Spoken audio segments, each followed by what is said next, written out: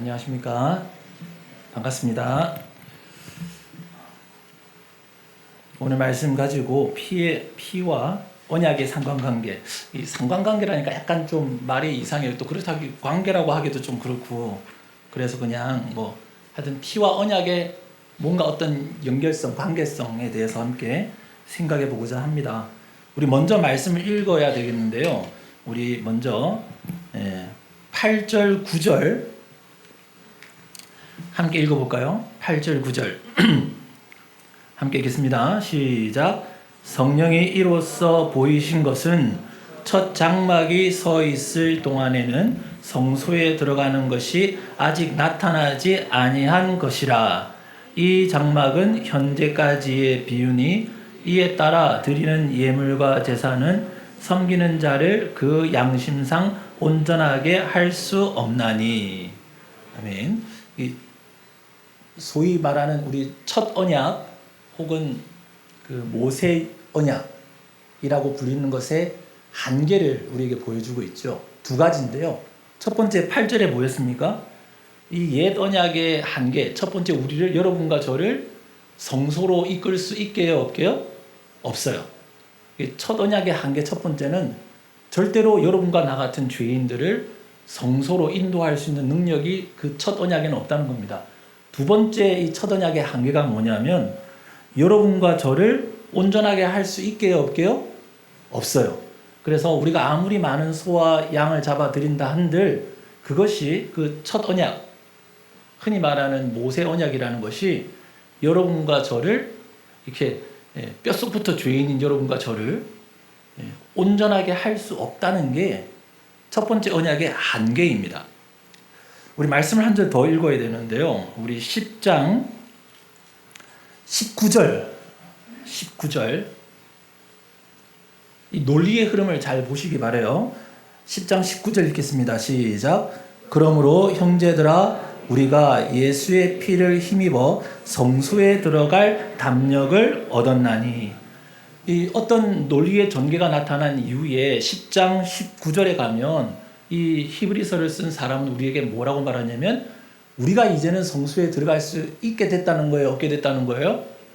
있게 됐다는 거죠. 그래서 분명히 우리 첫 번째 언약을 통해서는 성소에 못 들어갔는데 분명히 첫 번째 언약을 통해서는 우리는 거룩하게 되지 못했는데 예수의 피를 통해서는 우리가 성소에 들어갈 수 있게 되었다라고 결론을 짓고 있는 거예요. 그러므로 라고 말하면서. 그래서 오늘 여러분과 제가 관심 있게 봐야 될 건 뭐냐면 이 히브리서를 누가 썼는지는 모르겠습니다. 몰라요. 누가 썼는지 모르는데 분명히 이 사람은 우리가 모르는 이 9장 방을 읽은 그 절부터 8절부터 해서 10장 방을 읽었던 그 절까지 해서 그 사이에 뭔가를 논증해내야 돼요. 첫 번째 언약이 할 수 없었던 것을 새 언약이 해냈다는 거죠. 근데 그게 그냥 말로 그냥 첫 번째 언약은 못했는데 새 언약은 했다. 그렇게 넘어가면 누가 그걸 이해하고 받아들입니까? 그러니까 논리적으로 그걸 증명해내야 돼요. 그래서 오늘 여러분과 저는 한 가지 질문을 세우는 거죠. 어떻게 예수의 피가 여러분과 저를 성소에 담대히 들어갈 수 있게 했는가? 어떻게 여러분과 저를 예수의 피가 정결하게 하고 성소로 1년에 한 번씩 대제사장들만 들어갔던 그것도 손으로 만든 가짜 모형 그렇잖아요. 그런데 여러분과 제가 바라보는 성소는 이 땅에 있는 것이 아니라 저 하늘에 지은 것, 그 하늘에 지은 것에 어떻게 여러분과 제가 예수의 피를 힘입어 들어갈 수 있게 되었는가를 이 사람이 설명했으니까 이제 여러분은 그 질문을 가지고 궁금하다? 궁금한데? 뭐라고 말하지? 하는 것을 보면서 성경을 읽어 나가길 바랍니다. 첫 번째 우리가 오늘 본문에서는 16절부터 본문이죠. 16절과 17절 읽겠습니다. 시작. 유언은 유언한 자가 죽어야 되나니 유언은 그 사람이 죽은 후에야 유효한 즉 유언한 자가 살아있는 동안에는 효력이 없느니라. 유언을 말하고 있어요. 유언이라는 것은 살았을 때 써놓고 죽으면 그게 효력을 발휘하는 거죠. 그래서 17절에 보면 유언은 그 사람이 죽은 후에야 유효하다라고 말하고 있는 거예요. 그래서 우리가 이 본문을 보면 오늘은 왠지 이 본문을 유언이 발휘되는 시점을 말해주는 것 같아요. 유언은 그 효력을 언제 발휘하는가? 언제요? 그 스승이 죽은 이후에. 우리 이제 그렇게 받아들이게 됩니다. 그런데 이 화자는 같은 논리를 가지고 그 다음 절을 말을 해요. 18절 19절 시작. 이러므로 첫 언약도 피 없이 세운 것이 아니니 모세가 율법대로 모든 계명을 온 백성에게 말한 후에 송아지와 염소의 피 및 물과 붉은 양털과 우슬초를 취하여 그 두루마리와 온 백성에게 뿌리며 됐어요. 16절 17절 그 논리 구조 그대로 18절과 19절이 이루어져야 되는데 여러분들이 지금 18절과 19절을 읽으면 이 본문은 이 18절과 19절은 시점의 문제가 아니라는 걸 알게 돼요.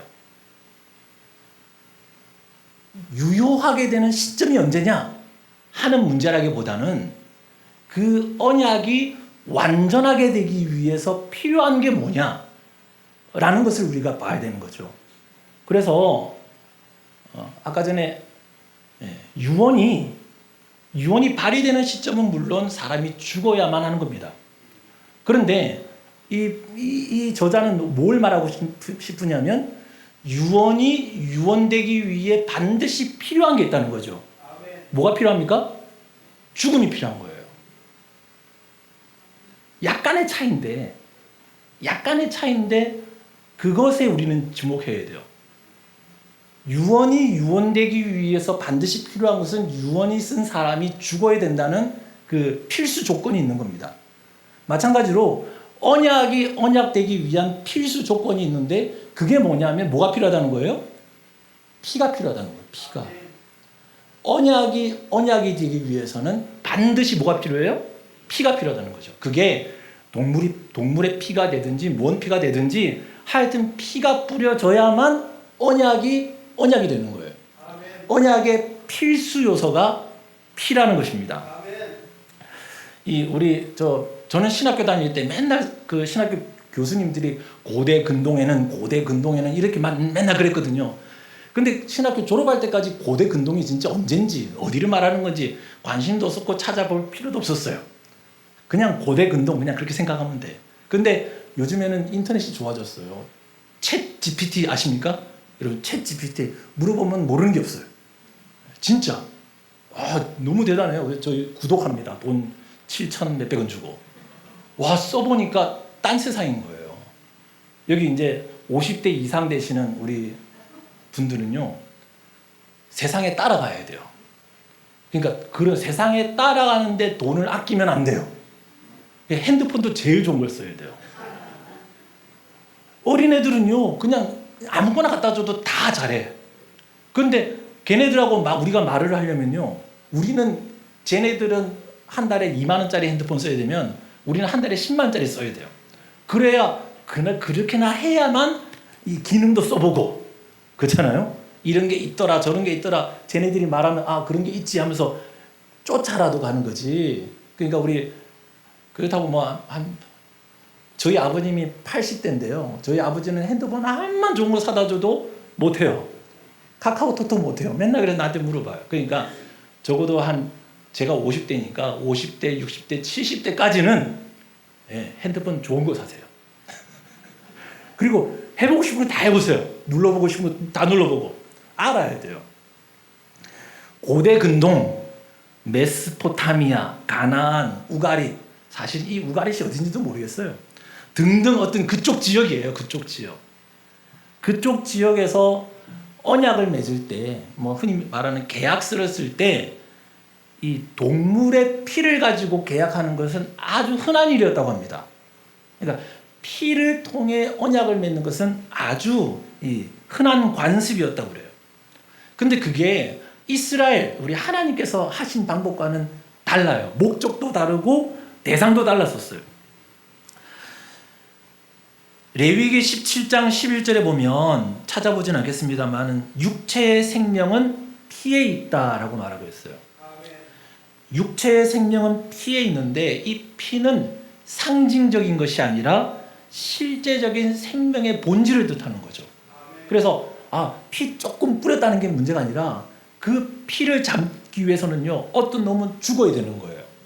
그래서 닭이 있네. 닭 피는 잘 안 쓰겠죠. 그 동네에서는 예를 들어 소를 잡는다.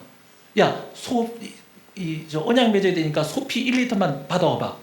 소는 살려두고 죽이면 안 돼. 소는 살려두고 소피 1리터만 받아와봐. 이게 됩니까? 안 되죠.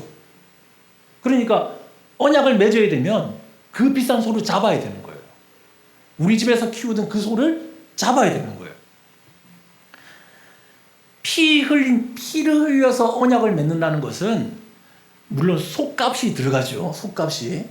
그 값어치도 대단하지만 피를 흘린다는 것은 만약 이 언약을 상대방이 깨든지 내가 깨면 이 소가 죽는 것처럼 나도 죽을 거야 라는 언약입니다.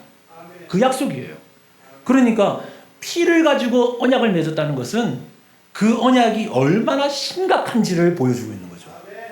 또 만약 우리 목사님과 제가 피의 언약을 맺었어요. 제가 목사님 제가 피의 언약을 맺겠습니다. 주님 오시는 그날까지 목사님께 충성을 다하겠습니다. 그래가지고 집에 있는 피를 한 마리 잡아가지고 뭘 잡을까? 강아지를 한 마리 잡아가지고 이거 우리 집에서 키우던 강아지입니다. 우리 집에서 키우던 이 메리를 목사님을 위해서 이 자리에서 잡아가지고 피를 확 뿌리는 거예요. 그래서 목사님한테도 피를 뿌리고 나한테도 막 피를 막 위에다 막 피가 범벅이 되고 걸리고 그럼 사람 막 흥분하겠죠. 목사님, 제가 죽는 그날까지 목사님께 충성을 다하겠습니다. 만약 내가 이 충성을 버린다면 나도 이 메리처럼 목사님 앞에서 뭐게요? 배를 갈라 죽겠습니다. 이게 그런 이야기입니다. 이게 그 이야기예요. 그러니까 피의 언약이라는 것은 우리 결혼식 할 때 뭐 하는 거예요? 반지 끼우잖아요. 약속의 반지, 이게 약속. 이거 뺐다 꼈다. 이거 어디 갈 때 뺐다 가고 나중에 잊어버려서 어딘지도 모르겠고 그렇잖아요. 저 안 낀 지 수십 년 된 것 같아요. 없어요. 어딘지도 모르겠어요. 뺐다 꼈다. 나중에는 이혼하면 그거 팔아버리고. 그 정도 문제가 아니에요. 이거는. 이 하나님께서 우리에게 주신 이 언약은요 뭐냐면 피의 언약이고 이 피의 언약이라는 것은 어기는 순간 죽겠다는 뜻이에요. 그러니까 죽도록 지키겠다는 뜻인 것입니다. 그래서 피의 언약이 성경에는 아주 중요하게 2번 거론돼요. 첫 번째는 아브라함 언약이고 두 번째는 모세 언약이에요. 여러분 아브라함 언약이 뭐냐면 하나님께서 아브라함을 부르시고 그렇게 말합니다. 야, 내가 너의 이름을 장대케 해줄게. 내가 너를 통해서 모든 민족이 복을 받게 해줄게. 내가 너에게 저 가나안 땅을 줄게. 이 약속을 일방적으로 해주세요. 아브라함이 하나님 저의 이름을 장대케 해주세요. 제 씨를 막 퍼뜨려 주세요. 저 가나안 땅을 다 저한테 이런 거 안 했거든요. 둘이서 이게 딜한 것도 없어요. 그런데 하나님이 일방적으로 아브라함을 불러놓고 너한테 이런 거 해주겠어 라고 말합니다. 그러면서 아브라함한테 시키죠. 야, 너 소 2마리 잡아와. 야, 염소 데리고 와. 그 다음에 비둘기도 갖고 오고 뭐도 갖고 와. 그래가지고 여기서 다 반 잘라. 그렇지 않습니까? 소를 반을 딱 잘라요. 이게 기술이 좋았겠죠? 소를 머리부터 이 끝에까지 반을 쫙 잘라요. 양도 반을 쫙 잘라요. 그래가지고 양쪽에 쫙 놔둬요. 이 비둘기 한 마리는 너무 작아서 자를 것도 없는 것 같아요. 그건 놔둬버리고 이 짐승들을 쫙 반을 잘라가지고 옆에 쫙 해요. 여러분 그 상황을 상상해 보세요. 이게 그냥 어디서 가공되어 있는 짐승이 아니잖아요. 피가 난 자일 거예요. 지금 이 아브라함 짐승을 몇 마리를 잡았는가 보세요. 흥분했을 거예요. 그걸 지가 잡아가지고 반을 자르려고 그 뼈를 잘라가지고 하나님 피가 범벅되고 막 이렇게 그러고 빡 갈라놨어요. 어둑어둑해집니다. 위에서는 티 냄새를 맡고 막 매가 wal려서 그 짐승 채 가려고 막 날아들어요. 그러니까 아브라함이 야 하고 막 미친 사람처럼 그러고 있어요. 밤이 됐어요. 그런데 거기 누가 지나가요? 횃불이 싹 지나가요. 연기가 그 사이로 그 짐승 사이로 확 지나가요. 누가 오신 거예요? 하나님께서 그 짐승들 시체 사이로 지나시면서 언약을 확증해 주신 거예요. 하나님께서 일방적으로 언약을 아브라함에게 확증해 주셨어요. 아브라함은 안 지나갔어요. 글로. 하나님도 지나가고 나도 지나가면 쌍방의 언약인데 아브라함은 가만히 있고 하나님만 지나갔어요. 야, 너 아브라함, 내가 너에게 복을 줄 텐데 너는 이렇게 될 거야. 그렇게 약속해 주신 거죠. 두 번째 피의 언약은 뭐냐면 모세 언약입니다. 모세 언약도 마찬가지예요. 모세가 시내산에 올라갑니다. 그리고 하나님께서 명령하시기를 야 70명의 장로들도 데리고 와. 근데 너무 가까이 오면 안 되니까 저만치 떨어져서 데리고 와. 그리고 저쪽에서 있고 니는 가까이 오고 내가 너에게 말한 모든 말을 저 장로들과 저 백성들에게 다 전해라. 그리고 이 모세가 가서 하나님 말씀을 이 뭐라고 그러죠? 적어가지고 확 다 전해요. 전한 다음에 그리고 하나님 뭐라 시키면 소 잡아. 짐승 잡아. 그리고 그 피를 가지고 두루마리에 부어. 언약의 두루마리겠죠. 두루마리에 갖다 부어. 그리고 너는 여기서 보세요. 그 피를 짐승의 피를 백성들한테 갖다 부어버려. 여기 백성들이 있으면 모세가 피를 들고 가가지고 여기 70명의 장로들이 대표로 서 있을 거 아닙니까? 그러면 거기다가 피를 가지고 갖다 확 뿌려버리는 거예요. 그러면 맞는 사람이 있고 맞지 않는 사람이 있으면 안 돼. 다 맞아야 돼요. 여기에 피가 묻어야 되는 거죠.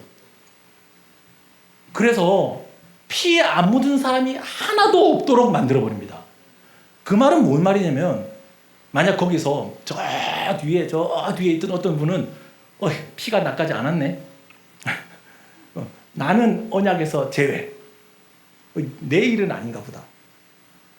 그렇게 되는 거예요. 근데 다 맞아버렸어요. 목사님이 설교하십니다. 여러분 우리를 위해서 여러분 하나님께서 여러분들을 사랑하사 우리를 위해 죽으셨습니다. 아 그럼 우리를 위해 너구나 우리구나 그 속에 나는 살짝 끼어 있는 건데 그게 아니라 여러분이 피를 직접 맞았다는 거예요. 하나 여쭤볼게요. 마음을 털고 한번 생각해 봅시다. 여러분 자신을 생각해 보세요. 여러분 머리부터 발끝까지 한번 생각해 보는 거예요. 나는 예수의 피가 얼마나 묻어 있나 한번 생각해 보세요. 우리 세례 베풀 때 이렇게 목사님께서 이렇게 다 하잖아요. 네? 여러분 생각해 보세요. 나는 예수의 피가 요만큼 묻어 있다. 발가락에 힘주세요. 아니면 나는 예수의 피가 한 머리까지는 흘러내린 것 같아요. 여기까지는. 어깨까지는 젖어 있는 것 같아요. 그런 분 계세요? 아니면 예수의 피가 내 손에 막 흘러 넘치고 지금 전쟁터에서 막 싸우고 나면 서시면 이러고 예수의 피가 범벅이 돼. 나는 예수의 피로 덮여있다. 할렐루야. 그런 분 계세요?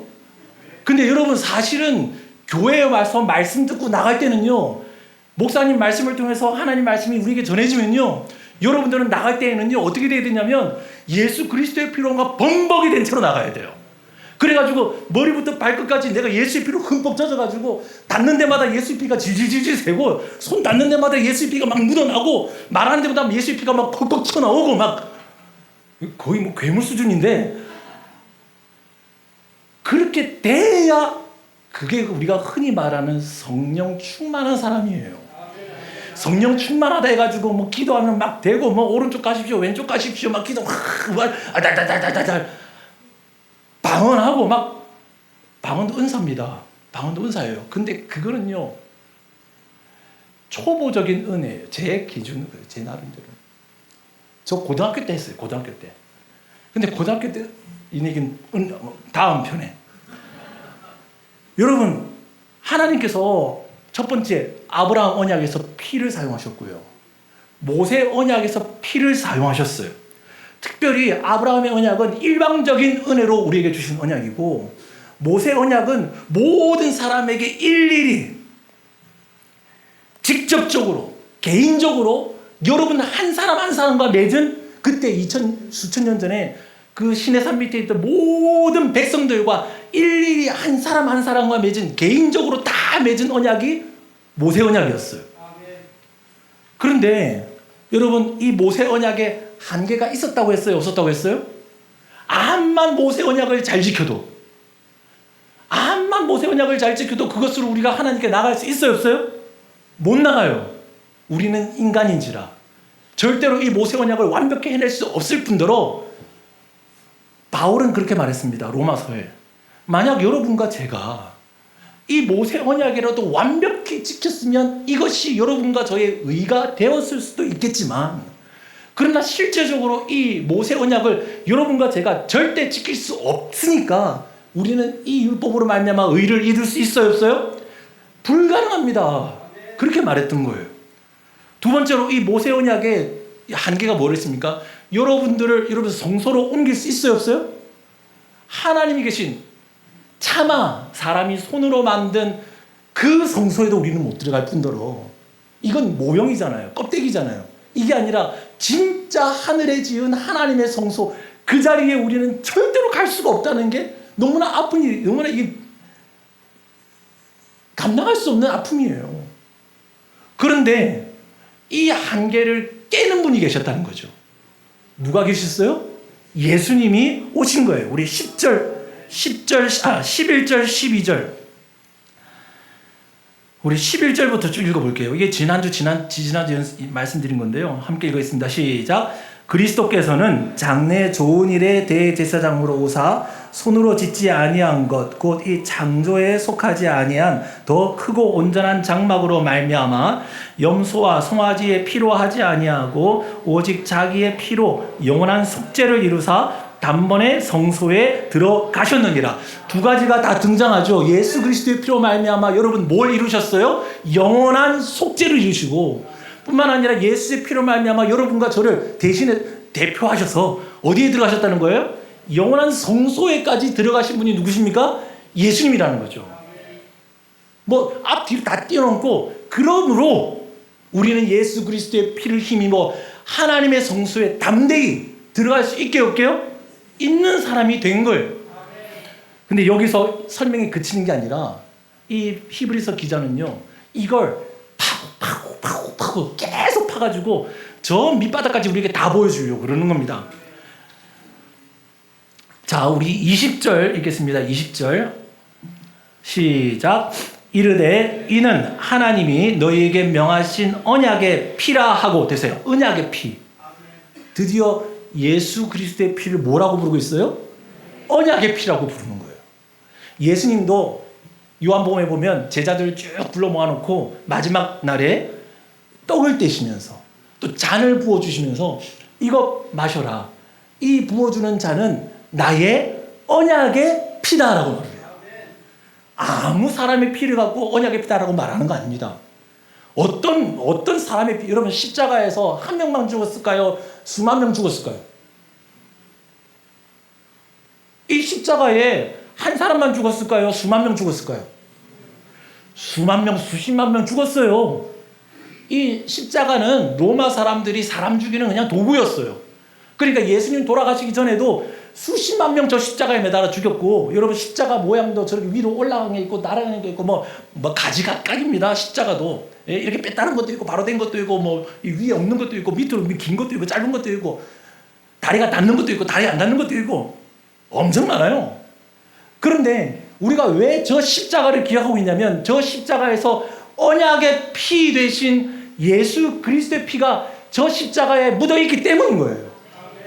다른 사람의 피가 문제가 아니라 하나님과 우리 아브라함의 언약, 여러분 언약도요 아브라함의 언약이 지금까지 유효할까요? 유효하지 않을까요? 유효합니다. 하나님께서 만드신 이 시간의 강 밑바닥에는요 아브라함의 언약이 쭉 흘러가고 있어요. 내가 너를 택했다. 내가 너의 이름을 크게 만들어주겠다. 내가 너의 이름을 말미암아 모든 민족이 복을 받게 하겠다. 내가 너를 가나안에 인도하겠다. 그 아브라함의 언약이 지금도 우리의 복음의 밑바닥에는 흘러가고 있어요. 여러분 모세 언약은 여러분 지금 흘러가고 있을까요? 안 흘러가고 있을까요? 흘러가고 있어요. 여전히. 모세 언약은 뭐냐면 네가 이 율법을 지켜라. 그러면 나는 너의 하나님이 되고 너희는 나의 백성이 될 거다. 이 율법을 통해서 나는 이 언약이 그거예요. 언약 자체가, 모세 언약 자체가. 자, 니랑 나랑 온 백성들아, 나하고 지금 계약을 맺자. 짐승 잡아왔지? 잡아왔습니다. 자, 그럼 이 피를 가지고 니하고 나하고 맹세있는 거다. 너희가 내가 명령한 대로 다 준행하면 나는 너희의 하나님이 되고 너희는 내 백성이 될 거야. 여러분, 하나님의 백성 되는 게 보통 일인 거예요? 이게 보통 일이 아니에요. 이게 그냥 있을 수가 없는 일이에요. 그럼에도 불구하고 하나님은 자, 계약 맺었지? 자, 이거 뿌려. 피를 다 뿌려. 확 뿌린 거예요. 지금도 그 모세 언약은 우리의 복음의 밑바닥에 흘러가고 있어요. 그런데 한계가 있어요. 한계가. 아브라함의 언약도 한계가 있어요.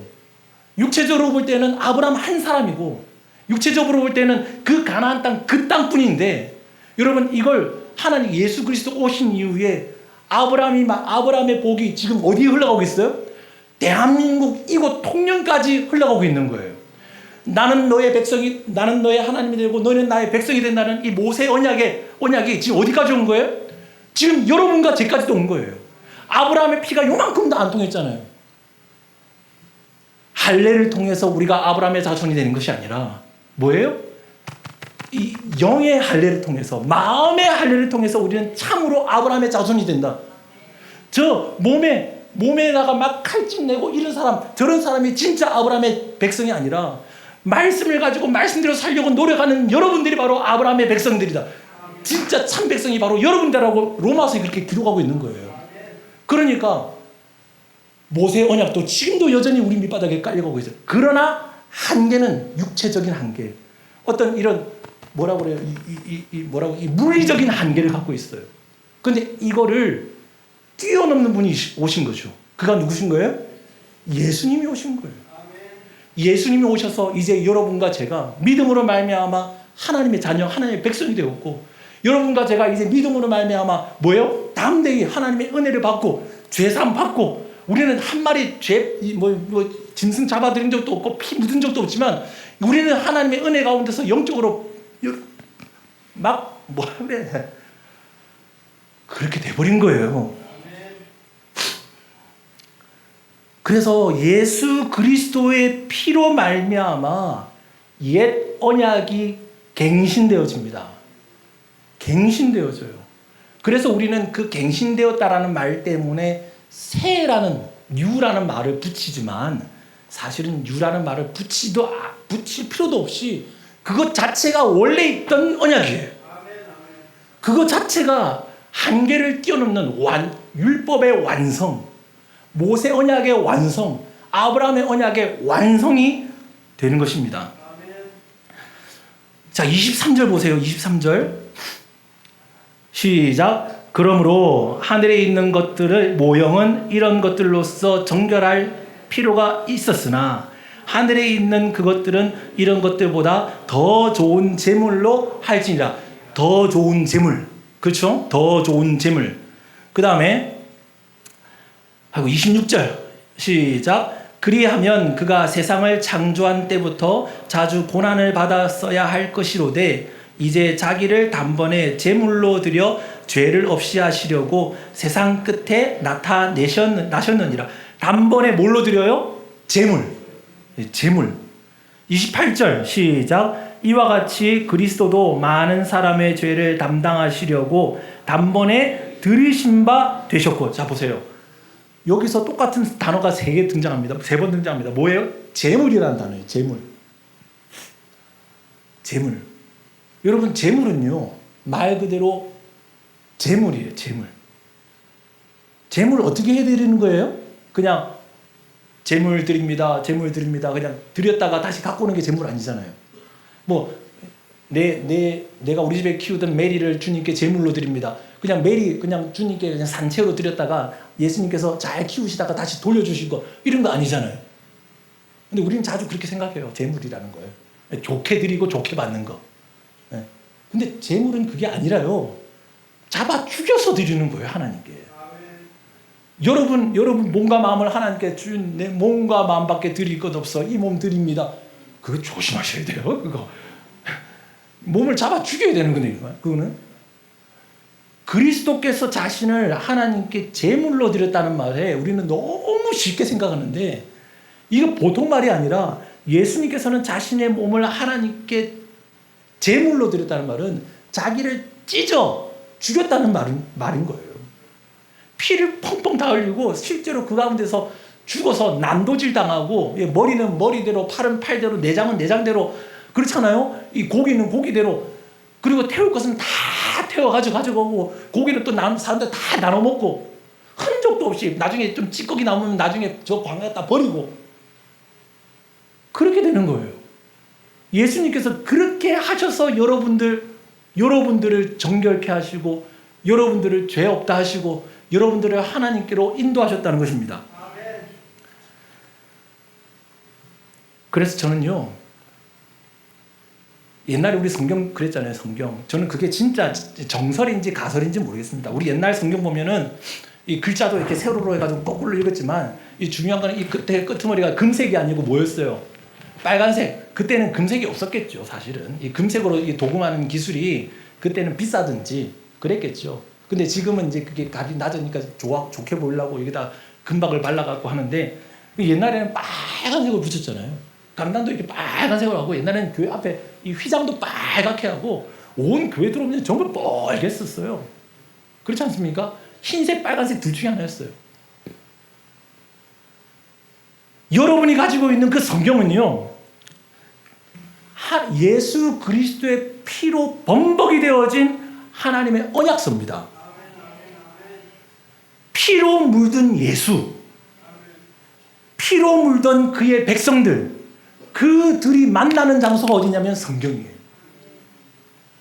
피로 범벅돼가지고 제물로 너덜너덜해져가지고 하나님께 바쳐지는 그 제물과 그 피를 뒤집어 쓰고, 이제 하나님께서 야, 내 어린 독생자를 제물로 삼았어.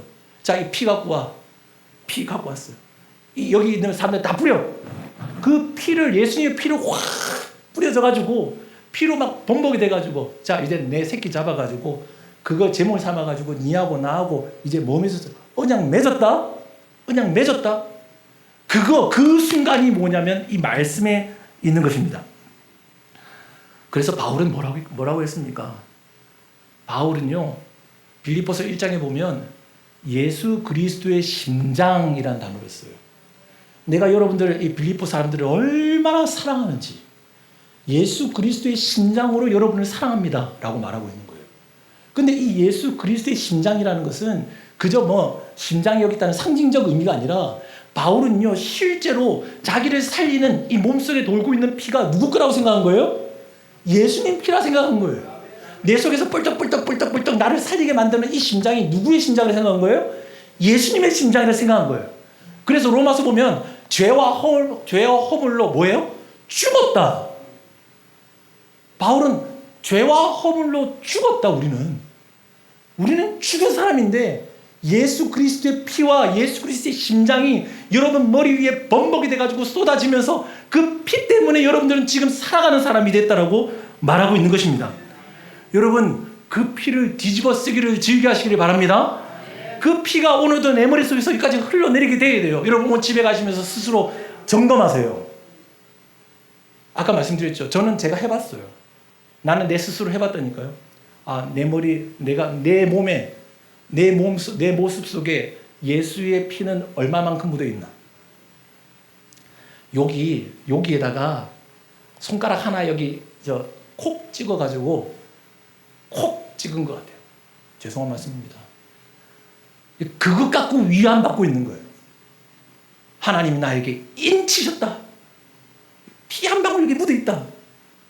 할렐루야, 나는 하나님의 아들. 근데 이래갖고 될 게 아니라는 거죠. 사실은 여기서 피가 줄줄줄 흘러내려야 돼요. 온 몸에, 발에 우리 찬송 있지 않습니까? 주님이, 그렇습니다. 아버지 마음 있는 곳에 내 마음이 있고, 당신의 마음이 있는 곳에 나의 마음이 있기를 원해요. 아버지, 당신의 눈물이 있는 곳에 나의 눈물도 흐르길 원해요. 아버지, 당신의 뭐예요? 그 다음에 바라보는 사람들에게 나의 두 눈이 향하길 원해요.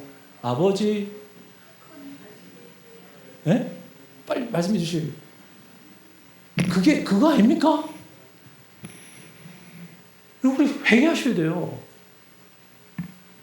교회 다닌다고 성도가 아니라니까요. 이거 우리 집사 장로 됐다고 해가지고요. 그게 성도가 아니에요. 목사 됐다고 해가지고 저는 이 강단 올 때마다 부끄러워 죽겠어요. 나 같은 사람이 설교를 해요? 나 같은 사람이 뭘 잘났다고. 여러분, 신앙으로 보면요, 우리 집사님보다 난 못해요. 진짜로. 우리 집사님은 아멘 아멘 하면서 저는요, 말씀에 대해서 항상 약간 뺐다가게 봐요. 하나님이 진짜? 하나님이 진짜 그럴까? 항상 뺐다가게 봐요. 진짜 그래? 한 번씩 기도도 안 하고 밥 먹어요. 기도 안 하고 밥 먹으면 하나님한테 뭘 할까? 하나님 땡깡도 부려요. 저는요. 하나님 해봅시다. 내가 땡깡도 부린다니까요. 암만 기도해도 기도의 응답은 똑같아요. 나 알아요. 하나님의 뜻이 뭔지. 분명히 알아요. 여러분도 알지 않습니까? 뭐 물어볼 게 뭐가 있어요? 여러분 하나님 뜻 알아요? 몰라요? 알죠? 알면서 여러분 거역해요? 안 해요? 대놓고 해요. 몰라서 안 하는 게 아니거든요. 우리는 회개하셔야 돼요. 회개하셔야 된다니까요. 그 언약의 피가 여러분 머리에 철철 넘치게 해야 됩니다. 그거 안 하면요, 하나님 오늘도 가슴을 치고 아파하시는 거예요. 마지막으로 말씀 한 절만 보고 마치겠습니다. 28절 시작. 이와 같이 그리스도도 많은 사람의 죄를 담당하시려고 단번에 들이신 바 되셨고. 됐어요. 그까지는 과거형이에요. 들이신 바 되셨고. 그런데 그 다음부터는 미래형이에요. 시작. 구원에 이르게 하기 위하여 죄와 상관없이 자기를 바라는 자들에게 두 번째 나타나시리라. 저는 이 본문을요, 띄워쓰기가 안 돼 있으니까 너무 어려운 거예요. 구원에 이르게 하기 위하여 죄와 상관없이 자기를 바라는 자들에게. 그러면 자기를 바라는 자들이 죄와 상관없다는 말인가? 뭐 구원에 또 뭘 이르게 하기 위하여 죄와 얼마나 헷갈리는지 모르겠어요. 이해가 안 되는 단어의 이 문장이에요. 근데 이 문장을 다른 성경으로 보면 정확히 해결됩니다. 뭐냐면 구원에 이르기 위하는요, 우리가 예수 믿고 구원받는다 이게 아니고 구원의 완성, 마지막 때 예수 그리스도께서 재림하실 때 나타나게 되는 구원의 완성을 우리에게 보여주고 있는 거예요. 지금 여러분 구원 받았어요? 안 받았어요? 우리 구원 받았잖아요. 그런데 아직이잖아요. 근데 그게 언제 완성됩니까? 예수 그리스도께서 재림하신 그때 오시잖아요. 완성되지 않습니까? 그걸 말하는 거예요. 구원의 완성, 구원에 이르게 하기 위하여, 구원을 완성시키기 위하여 죄와 상관없이. 예수님께서 처음에 오실 때 초림은 예수님께서 죄와 상관 있게 오셨을까요? 없게 오셨을까요? 상관 있게 오셨죠. 왜? 우리 죄를 사시기 위해 오셨으니까. 어찌됐든 예수님이 오신 목적은 죄와 상관이 있었어요. 그런데 두 번째 오실 때는 죄와 상관 있게 오시게요? 없게 오시게요? 죄와 상관 있게 오실 필요가 없어요. 이미 예수 그리스도께서 죽으심으로 말미암아, 그 피로 말미암아 죄의 문제가 해결됐게요? 안 됐게요? 해결됐으니까 또다시 오실 때에 죄와 상관 있게 오실 필요가 있어요? 없어요? 없는 거죠. 이제 예수님께서 다시 오실 텐데 그때는 예수님께서는 죄와 상관없이 자기를 바라는 자들에게 두 번째 나타나실 겁니다. 할렐루야. 이 히브리서 기자는요, 여러분과 저를 어디로 끌고 가냐면 저 소망으로 이끌고 가요. 기도드리겠습니다. 하나님 아버지 감사합니다. 아버지, 우리들에게 하나님 은혜를 더하여 주셔서 깨닫게 하시고 하나님 주님 뜻대로 살아가는 저희들 되게 하여 주시옵소서. 감사드리고 예수님의 이름으로 기도드리옵나이다. 아멘.